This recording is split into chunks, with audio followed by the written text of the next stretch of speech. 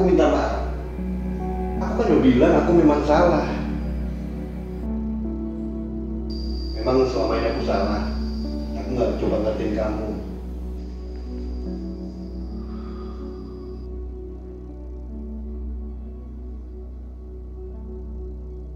Yang mendorong aku membuat produksi ini sebenarnya memang kondisi, dimana ketika industri berhenti, aku sebagai seorang pekerja seni nggak boleh berhenti berkarya, dan itu tantangan. Biasanya ketika melakukan sebuah kreativitas itu berdasarkan pesanan, atau ada proyeknya baru kita melakukan kreativitas. Tapi kondisi sekarang berbalik. Aku dituntut untuk kreativitas yang nggak tahu apakah ini menjadi peluang usaha atau menjadi proyek yang bisa dijual. Aku sendiri nggak tahu. Tapi ini tantangan. Ya biasanya kan ketika kita berkarya dulu sebelum peristiwa wabah ini berlangsung, aku ngikutin pasar dulu. Pasar itu maunya kayak gimana? Lalu aku mencari ide, kira-kira apa yang bisa laku di pasar atau laku dijual. Nah, di dalam kondisi yang seperti ini pasti beda. Tapi yang sulit itu ketika kita sebagai pekerja seni nggak mungkin berhenti berkarya. Apa jadinya seorang seniman ketika dia stuck, nggak berbuat apa-apa? Mungkin lebih parah dibanding terinfeksi oleh corona. Itu tantangan saya untuk melakukan kreativitas dari keterbatasan yang ada. Udahlah, mau berharap kepada siapa lagi? Ini realita yang harus kita hadapi. Iya, aku paham. Yang ingin aku sampaikan di dalam film ini, karena basicku adalah pemain, otomatis karakter pemainnya yang ditonjolkan, yang digambarkan melalui sebuah adegan atau sebuah cerita yang kemudian menjadi sebuah film. Minimal bisa dinikmati, syukur-syukur bisa menghibur. Berpuluh tahun aku mencoba menjadi siapa aja, tapi kamu gak pernah menghargai aku. Mas jahat.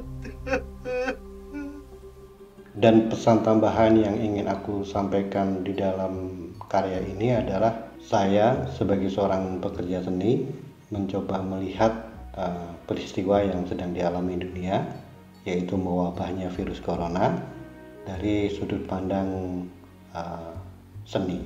Dimana di sini saya ingin menceritakan sebuah keluarga yang basicnya adalah seorang seniman bernama Alfa Sino, mempunyai istri bernama Siti Monroe, dan keduanya bisa digolongkan termasuk keluarga menengah. Kalau istilah saya, menengah minus.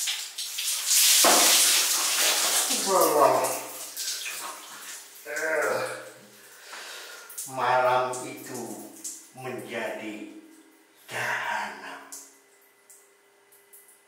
Jahanam, ya, jahanam bagi kehidupan yang tidak harmonis, kehidupan yang saling membenci. Itu fata morgana. Gimana seorang istri yang takut kondisi hidupnya kembali miskin? Artinya dengan kondisi suaminya yang sudah tidak bekerja lagi, otomatis ketakutan itu muncul dan membuat pikirannya terganggu karena masa lalunya yang dulunya miskin. Sebagai seorang perempuan, pasti inginlah hidup berbahagia dan tentu saja berkecukupan. Tidak ada seorang pun yang mau kembali hidup susah. Yang ingin saya tekankan di dalam cerita ini adalah bagaimana menghadapi situasi yang terburuk, kemudian bersama-sama menciptakan solusi sehingga muncul sebuah harapan. Karena bagi saya, sekecil apapun harapan itu adalah bibit dari kebangkitan seseorang untuk lebih baik.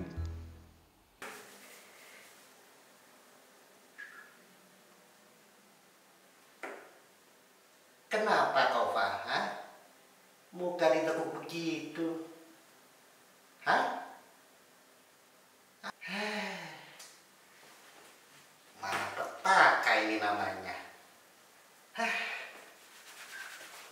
Saat merealisasikan ide ini sebenarnya nggak mudah, karena aku mengoptimalkan set yang ada, properti yang ada, peralatan yang apa adanya, kemudian kostum make up yang aku punya. Bahkan tidak ada yang lain, tidak ada tambahan lain, tidak ada tambahan kru, tidak ada apapun. Yang ada ya itulah yang aku lakukan. Tapi menarik, ini tantangan. Bahkan saat menulis cerita pun ini nggak umum. Saranku sih jangan ditiru. Jadi biasanya aku bikin plot dulu, aku bikin urusan dulu, ini aku balik. Jadi aku tabrak aturan-aturan. Aku lihat dulu setnya, aku perhatikan dulu shotnya. Kemudian karena aku di dalam cerita ini aku melahirkan 2-3 tokoh di dalam satu frame, aku harus banyak pertimbangan, menimbang adegannya seperti apa, dramanya seperti apa, dialognya pun seperti apa, itu aku pikirkan betul-betul. Karena nggak mudah. Yang sulit itu bagaimana sederhana tapi kuat dalam penyampaian. Nah itu tantangan.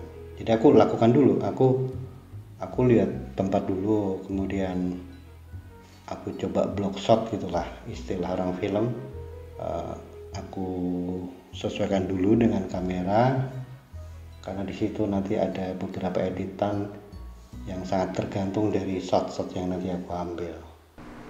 Maksudmu? Sebagai suami aku punya hak. Sebagai suami aku punya hak untuk ingetin kamu. Sisi lain ketika aku memilih kostum, aku melihat apa sih yang aku punya, yang aku siapkan. Oke teman-teman, sebelum kita syuting ya, produksi, aku mau ngasih tahu ini yang bagian atas ke sana ini kostumnya Siti Monroe ya, ini kostumnya Siti Monroe. Yang bawah ini campur nih antara Nicolas Cage antara Nicholas Lamat dengan Al Pacino ya. Dan kostumnya adanya ini, jadi kalau mau diada-adain nggak ada uang. Kalau ada uang itu lain cerita ya. Pokoknya kita bisa berkarya, itu yang penting. Pada dasarnya aku mencoba menyiasati kostum tadi disesuaikan dengan ide, atau sebaliknya ide aku sesuaikan dengan kostum dan make up.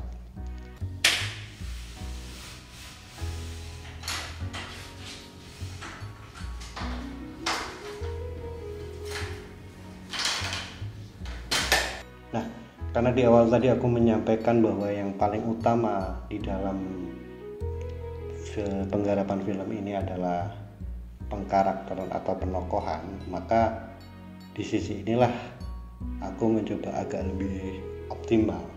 Karena apa? Modalnya adalah mengeksplorasi diri menjadi tokoh-tokoh. Kebetulan di sini aku lahirkan 3 tokoh. Pertama Siti Monroe, istrinya Al Pacino, kemudian temennya Al Pacino namanya Nicholas. Nah, mungkin bagi teman-teman merasa nama-nama ini nggak asing ya, terutama teman-teman yang seusiaku. Memang aku ambil nama tokoh-tokoh ini karena memang aku sendiri sangat kagum dengan beberapa tokoh aktor di dunia, yaitu Nicolas Cage, Al Pacino, kemudian artis Marilyn Monroe. Nah, karena obsesi itulah aku melahirkan tokoh itu. Memang kadang-kadang tidak realistis ya, tidak sesuai dengan keberadaan kita di Indonesia. Tapi namanya suka, dan kebetulan ini karya yang aku bebas, aku tidak ada tuntutan oleh apapun. Ya aku pokoknya pengen begini. Makanya aku lahirkan terutama pengkarakteran dalam tokoh cerita ini. Ya sedikit tidaknya aku mencoba optimal di kostum, di make up, terutama pada tokoh si Siti Monroe dan Nicholas. Yang sangat berat itu ketika aku melakukan eksekusi, karena di situ aku sebagai sutradara juga, aku penata kamera juga, aku pemainnya juga, aku penata lampunya juga, aku soundman-nya juga. Jadi ya kerja super capek, super super ribet lah, kurang lebih seperti itu. Tapi ya karena tadi aku bilang bahwa ini karya bebas, jadi aku mencoba untuk enjoy. Harapannya memang semaksimal aku bisa nggarap maksimal sesuai dengan keinginan yang aku tulis.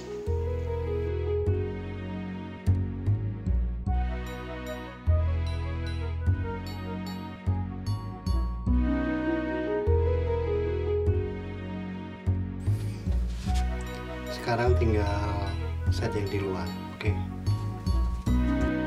Dengan keterbatasan aku menguasai editing, aku mencoba merangkai shot-shot yang aku buat. Harapannya adalah aku bisa maksimal, terutama saat grading gambar atau hal-hal lain yang kira-kira bisa menunjang atau tujuan dari pembuatan film. Ya ini sih apa ya, harapannya sih semoga aja yang aku harapkan semoga penonton bisa menikmati walaupun di dalam film itu hanya satu orang yang main. Nah itu tantangan ya, aku nggak tahu, aku akan berusaha maksimal bagaimana aku menghidupkan 3 tokoh tadi, sehingga setidaknya penonton bisa melupakan aku di dalam diri itu. Yang ada memang 3 tokoh. Oke teman-teman, pesan terakhir dari aku, terutama kalian para pekerja seni, janganlah berhenti berkarya. Di dalam kondisi apapun, jangan matikan karyamu, karena kamu seorang seniman. Take audio ngambek di ruang tamu.